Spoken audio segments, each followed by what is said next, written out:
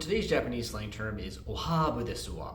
To explain this term, I need to kind of go through the history of laughing on the internet in Japanese. So, in Japanese, the word for laugh is warao, which is written using this kanji. And in the early days of the internet, basically, if you're going to say LOL or show that you were laughing, you would use the kanji and put it in parentheses. This is still used, but it is kind of old-fashioned. Indeed, I did a research project a while back where I looked at this form of play where young Japanese women pretended to be old men.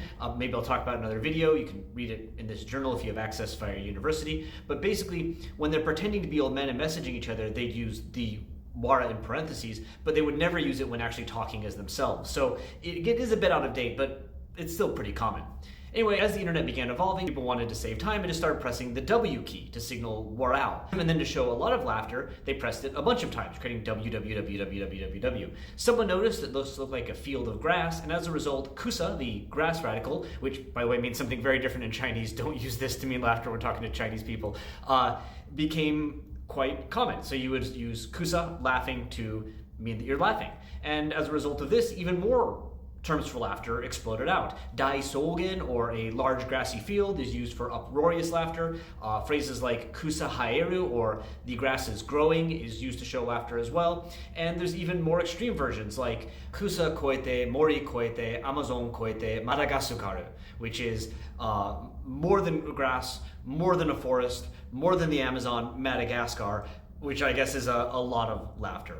Anyway, one variant of this is o haーぶですわ, which is sort of an elegant way of laughing, changing grass, which is, dirty, common everywhere, to herbs, which are elegant and refined and go in your food. And of course, adding the sort of beautification prefix o, as well as the sentence final particle wa, which can be associated with sort of upper class formal women's speech. You see it in like princess characters in anime, manga, etc.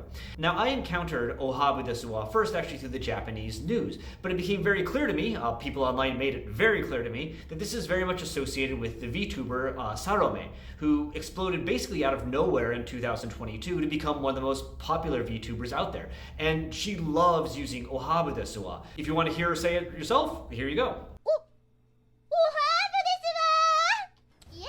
Now, did Sarome invent o haーぶですわ? Well, no. Now, if you're a huge fan, don't flame me. I'm not saying she stole it or anything, but it definitely predates her. Indeed, I can find examples of o haーぶですわgoing back to at least 2013. So the actual origin is probably lost to time, but it's always had a bit of a popularity as a fun kind of fake, elegant way of saying that you're laughing. Indeed, despite o haーぶですわbeing a variant of kusa, there are a lot of variants of o haーぶですわitself, such as o haーぶfukahi, which is the herbs are unavoidable. And you can even verb it, as in haーぶhaeru, kind of playing on the kusa haeru form. And yes, Japanese people are aware that these are all kind of silly. There are plenty of posts of people actually going to flower gardens or herb gardens and posting o haーぶんですわ, and there are definitely pictures of people showing, for instance, herbs placed on their French fries saying o haーぶですわ. So despite not being invented by Sarome by any means, it certainly is one that she has popularized, and its current use and current popularity is no question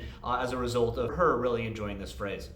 So if you're looking to laugh on the internet, but you don't want to be very vulgar, you want to make sure you sound elegant, I hope o haーぶですわprovides you with the pathway that you've always been looking for. And I'll see you in the next video.